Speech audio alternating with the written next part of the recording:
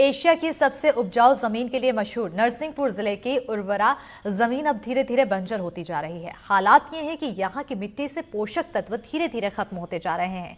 खुद मिट्टी परीक्षण करने वाले बताते हैं कि पिछले 10 सालों में जमीन से पोटाश और ऑर्गेनिक कार्बन की मात्रा तेजी से कम हो रही है, जिससे जमीन जहरीली होकर बंजरपन की ओर बढ़ रही है।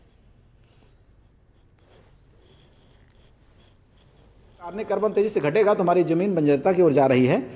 कई किसान उसमें आग भी लगाते हैं, इससे कारण भी बहुत सारा नुकसान हो रहा है। बहुत सारे हमारी मिट्टी के जो लाभदायक जीवाणु हैं वो मर रहे हैं। तो जब आर्निक कार्बन रहेगा तो तभी उसमें जो है सूक्ष्म जीव काम कर पाएंगे और उनकी जब संख्या बढ़ेगी तभी जो है अच्छा उत्पादन मिलेगा। क्योंकि यूरिया भी जो हम देते हैं पौधों को वो तभी मिलता है पौधों को जब उसमें बैक्टीरिया हो, नाइट्रोसोमोनास बैक्टीरिया जब होते हैं, जीवाणु होते हैं, तो तभी जो है नाइट्रीकरण प्रक्रिया होती है और इसके बाद जो है पौधों को यूरिया मिल पाती है। अदरवाइज़ पौधों को यूरिया नहीं मिलेगी। तो बंजरता का मतलब तात्पर्य यही है कि यदि मिट्टी में हमारे जो सूक्ष्म जीव हैं जो बहुत बड़ा रोल प्ले करते हैं, अगर वो हमारे नहीं रह गए, आर्निक कार्बन बहुत घट गया, तो हम इसी ज़मीन को बंजर की ज़मीन बोल सकते हैं। क्योंकि फिर उसमें जो है हम खाद भी डालेंगे तो भी उसमें हमको उत्पादन अच्छा नहीं मिलेगा, हमारे पौधे अच्छे नहीं होंगे। बात है, क्या लगता है आपको कि कितना ज़रूरी है आपको अपने खेत की मिट्टी की रखवाली या उसकी देखभाल, उसका चिंतन करना कि वो स्वस्थ रहे? ये बहुत ज़रूरी है और मैं तो कहता हूँ कि सरकार को इस पर वैसे ध्यान देना चाहिए। क्योंकि सरकार भी जो खा रही वो इसी से है। कोई फैक्ट्री अनाज नहीं बनाती, लेकिन फैक्ट्री जो है वो जहर ज़रूर बना रही है।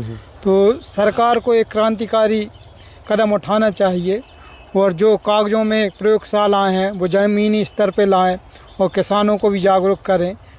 जिससे कि हम लोग जाते भी हैं नरसिंहपुर, तो अगर सैंपल ले भी जाए ना तो कोई फ़ायदा नहीं मिलता, कोई करने को तैयार भी नहीं है। क्या बोलते हैं? बोल देते हैं कि रख दीजिए फिर आएंगे। जाते तो कई बार हुआ है, पानी का भी सैंपल ले गए हैं लेकिन कुछ नहीं होता। क्या कहा जाता है कितने दिन में दी रिपोर्ट? सोइल हेल्थ कार्ड कितने दिन बना के देते हैं? वो तो हफ्ता 15 दिन की बोलते हैं लेकिन कोई मतलब नहीं निकलता। जाते हैं तो फिर उन्होंने कहा अभी नहीं, फिर आना। तो बात स्वाभाविक है कि मध्य प्रदेश का सबसे बड़ा कृषि प्रधान ये जिला है। गेहूं की पैदावार के लिए 2 बार कृषि कर्मण मिला है। 5 प्रयोगशाला ऐसी हैं जो ब्लॉक में बनी है, 1 प्रयोगशाला है जिला मुख्यालय बनी है। मुख्यालय की प्रयोगशाला जरूर चल रही है, लेकिन जिले का जो बड़ा एक हिस्सा है, बड़ी किसानी लोग करते हैं, उसका पूरा लोड यदि एक प्रयोगशाला पर रहे तो स्वाभाविक समझा सकता है कि बहुत सारे लोगों के काम या बहुत सारे टेस्ट नहीं हो पा रहे हैं और उसका ही शिकार होने के चलते मिट्टी का परीक्षण नहीं कर पा रहे लोग कि अपनी मिट्टी के लिए क्या आवश्यक है। कितना महत्वपूर्ण लगता है मिट्टी का परीक्षण होना और क्या ज़रूरी है कि मिट्टी का परीक्षण होने से क्या फ़ायदे किसान के लिए होंगे? मिट्टी का परीक्षण होगा तो उसमें जो कमियां हैं या हमें जो ज़रूरतें हैं, मिट्टी में क्या सुधार करना चाहिए, उससे हर किसान अवगत होगा। तो उससे बेहतर हो पाएगी सेहत क्या? देखिए, सेहत का तो मिट्टी से हमारा ज़मीनी स्तर से ताल्लुक़ है।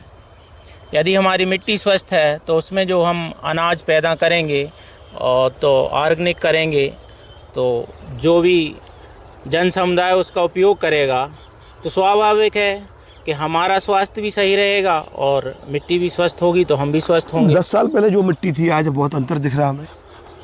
उसका कारण ये है कि हम लगातार रासायनिक उर्वरकों का उपयोग कर रहे हैं, जिससे हमारी मृदा को काफ़ी हद तक नुकसान पहुंच रहा है। जैविक क्यों नहीं हो पा रहा? ज़्यादातर क्या है, भौतिकवाद में दौड़ में लगा हुआ है आदमी।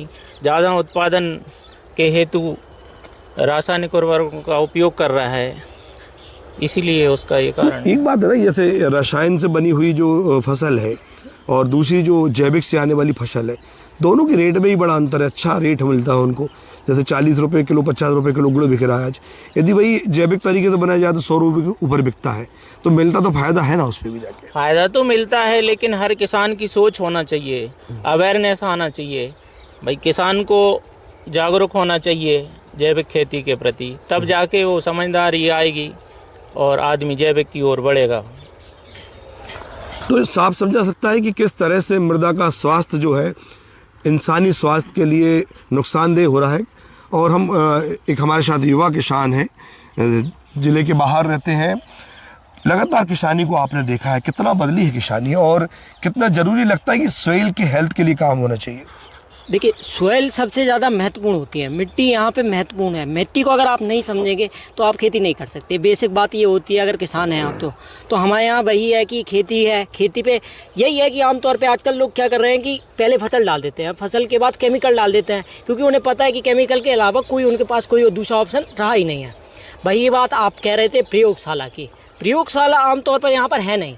और दूसरी बात, यहाँ पर जागरूकता का बहुत कमी है, बहुत ज़्यादा कमी है। सरकार को ऐसे कदम उठाने चाहिए कि सबसे पहले सर्वे कराने चाहिए, सर्वे कराने के बाद उस पर एक अभियान चलाना चाहिए कि सबको जागरूक करना है, सबको पहले पता होना चाहिए कि किस प्रकार से खेती की जानी चाहिए। क्योंकि आमतौर पर आपने पूछा होगा हालांकि सभी लोगों ने यही बताया कि हमें पता नहीं है और हमारे यहाँ प्रयोगशाला नहीं है। तो इसमें सबसे ज़्यादा कमी आती है सरकार की, कि सरकार की ये नाकामी रही है कि वो लोगों तक जागरूकता नहीं पहुँचा पाई।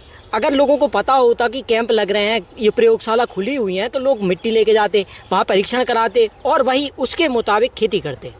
2017 अक्टूबर में इस प्रयोगशाला का भवन उद्घाटित किया गया था। तब यहाँ के प्रभारी मंत्री हुआ करते थे रामपाल सिंह, और उस समय होशंगाबाद संसदीय क्षेत्र के सांसद होते थे राव उदय प्रताप सिंह। आज राव उदय प्रताप सिंह कृषि मंत्री हैं, उन्हें कृषि मंत्री बने भी 1 साल से ज़्यादा का समय हो गया है। और इसका उद्घाटन किया कैलाश सोनी, जो जिलाध्यक्ष थे भारतीय जनता पार्टी के। आज वह राज्यसभा सांसद बनने के बाद अब भारतीय जनता पार्टी के वरिष्ठ नेताओं में शुमार है। तो सब समझ सकता है कि पिछले करीब 8 सालों से ये प्रयोगशाला सिर्फ नाम के लिए खड़ी हुई है और किसी भी तरह का काम इस प्रयोगशाला ने नहीं किया। मिट्टी प्रयोग के लिए प्रयोगशाला बनाई गई थी और हालात ये हैं कि इसकी आप दीवारें देख सकते हैं किस तरह से जर्जर हो रही हैं, ये टूटने की कगार पे है। भवन का उद्घाटन भर हुआ है और अभी तक मिट्टी का एक परीक्षण नहीं हो पाया। भवन खुद आज मिट्टी होने की कगार पर है।